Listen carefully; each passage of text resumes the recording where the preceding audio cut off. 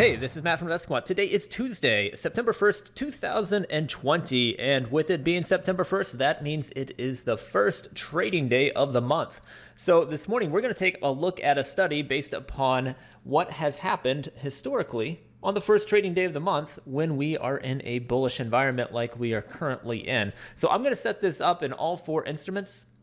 The setup's going to be getting long at 9:30 a.m. Eastern Time and exiting at the close of regular trading hours, which is 4:15 p.m. Eastern Time. Now, at the time of this recording, we've got some mixed gaps forming in the markets, and I don't have a clear direction on which way the markets are going to be opening. And opening direction really makes a difference, but right now we do have, it looks like a gap down may be a little bit more likely. That could change as we approach the open. But I'm going to go ahead and just go with gap down because gap direction matters for this study, and I've got to pick one. So I'm going to go with gap down, and then I'm going to go into indicators and put us in a bullish environment. And I'm going to define that by saying we are above a 10-day simple moving average and a 200-day simple moving average. That'll create a bullish environment.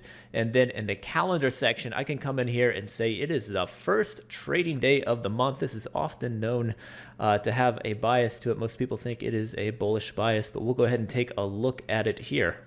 And here we go. So these are the results of going long if gapping down on the first trading day of the month went above a 10 and 200-day moving average. And by gap down, that simply means opening lower than the prior day closing price. I don't have in or out of range, anything like that. So just opening lower than the prior day close on the first trading day of the month went above a 10 and 200-day moving average. Historically, S&P 32 samples here, the NASDAQ 36 samples, the Dow 36 samples, the Russell 22 samples. And you can see from the win rates, this scenario where you're gapping down on the first trading day of the month in a bullish environment has not been bullish historically.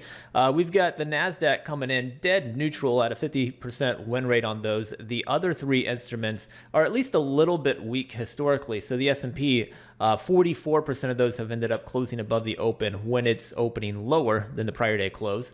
The Dow, 45%, the Russell 36%. So three of the four have leaned a little bit weaker on the win rates here, whereas NASDAQ is pretty neutral.